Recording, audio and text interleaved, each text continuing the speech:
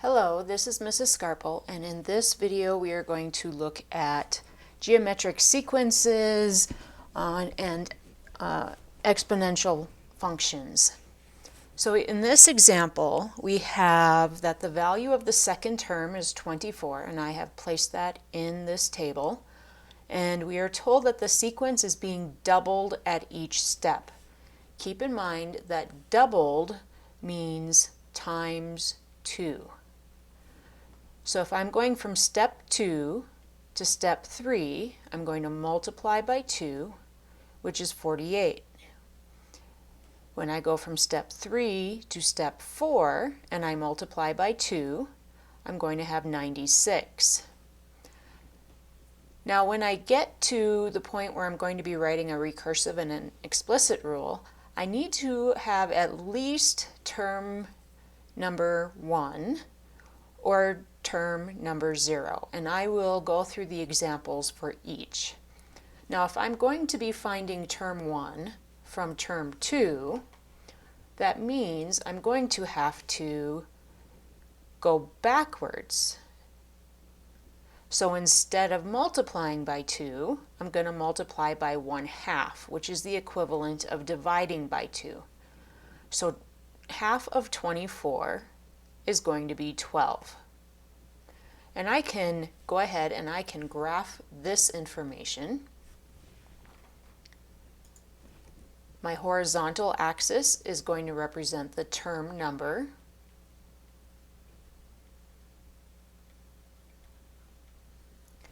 And my vertical axis is going to represent the value.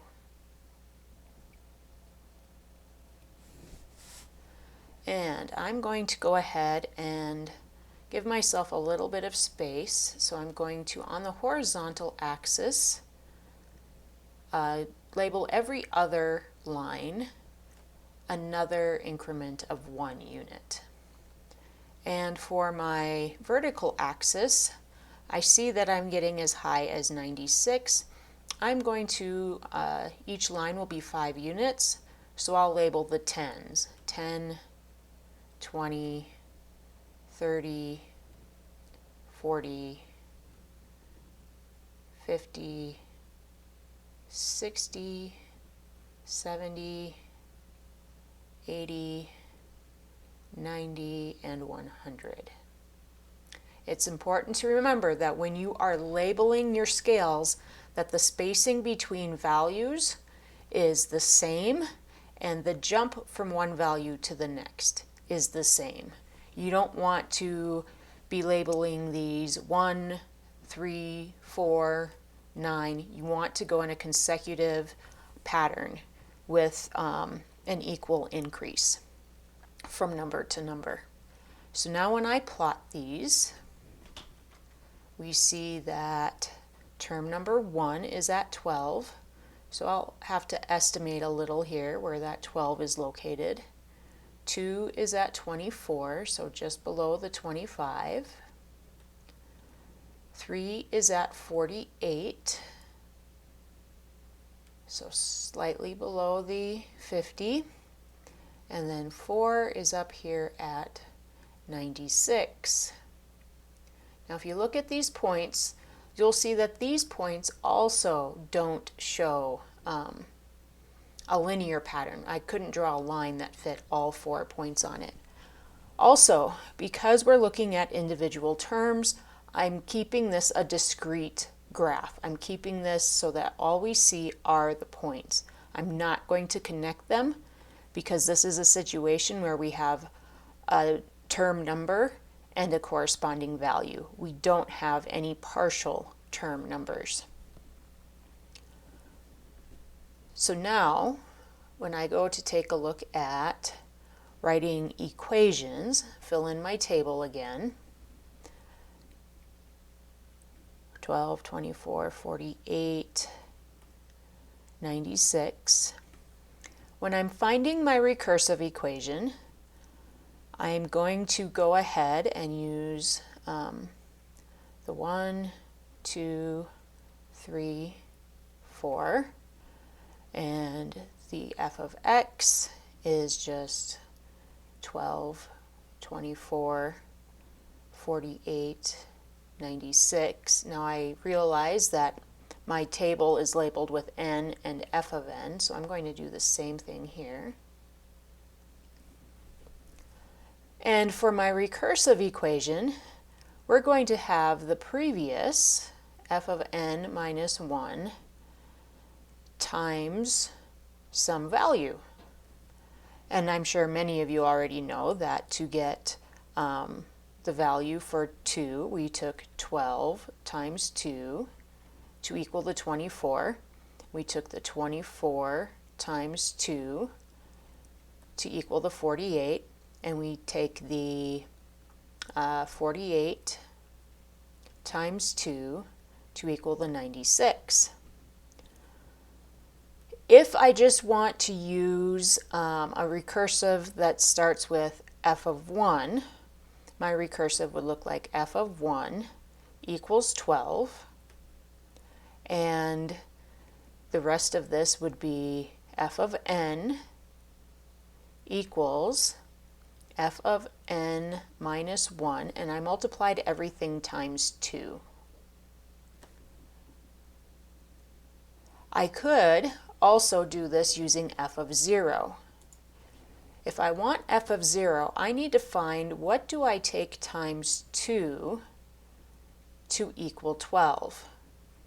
Well, if I take 12 and divide it by 2, or 12 times 1/2, I'm going to find that that value is 6.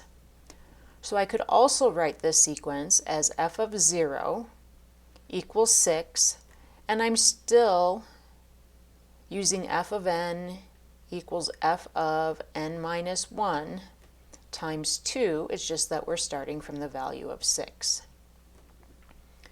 which takes us to our explicit equation. In our explicit equation, I'm still using those values 12, 24, 48, 96. I can still use 1, 2, 3, 4, and the values that I have there.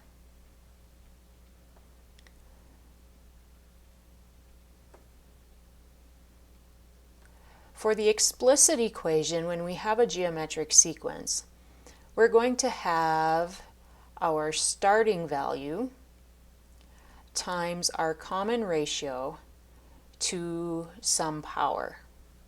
Now, if you're starting at 1, that power is actually going to be n minus 1.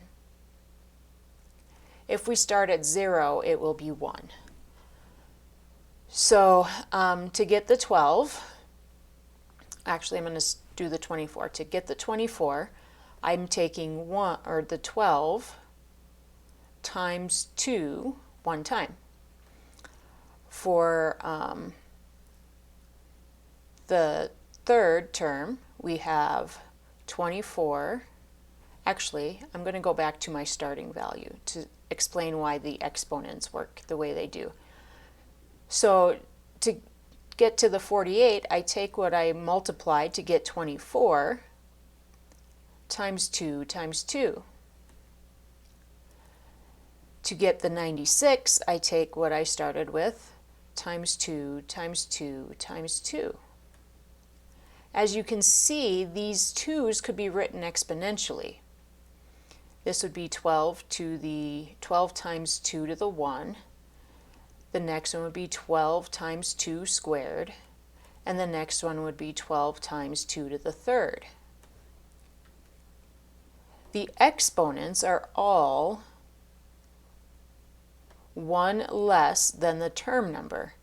That's why I was saying if we start with 1 being 12 and how we get the rest of them, our explicit equation would be f of n equals starting value of 12 times 2 to the n minus 1. And that's because these exponents, when I start at 12, are all 1 unit less than my term number, my term value. Now, if I go and I start at 0, So if I'm starting with 0, and we know that that was 6 from our work on the previous slide, to get the 12, I'm taking 6 times 2 to get 12. To get the 24, I'm taking what I multiplied to get 12, that's 6 times 2 as well. To get the 48, it's going to be 6 times 2 times 2 times 2 is going to be 48. As you can see, the number of 2's is the same as my term number. So if I wanted to start it with 6, if I have f of n equals a starting value of 6, or it's also your y-intercept, then I would have times 2 to the power of n. So whenever you start with a term number 0, your exponent on your common ratio is going to be n, or x, or whatever variable you're using. If you start at a different term number, your exponent on your common ratio is going to change. So what are some takeaways that we have from this? The graph is a curve that increases, or in the case of exponential decay, or decreases exponentially. Exponential functions, which come from geometric sequences, have an exponential rate of change. The common ratio is the value that is constantly multiplying. The equations can be written in the form y equals a times b to the x power, where a is the starting value,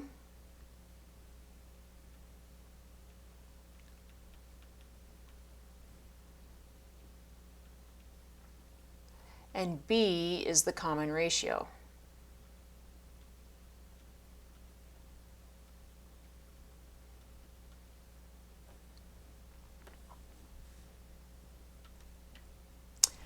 If starting with f of 1, our exponent will be x minus 1. If starting with f of 0, the exponent will be x. b, as I mentioned, is our common ratio, and a is that beginning or starting value. And this concludes the video on exponential functions.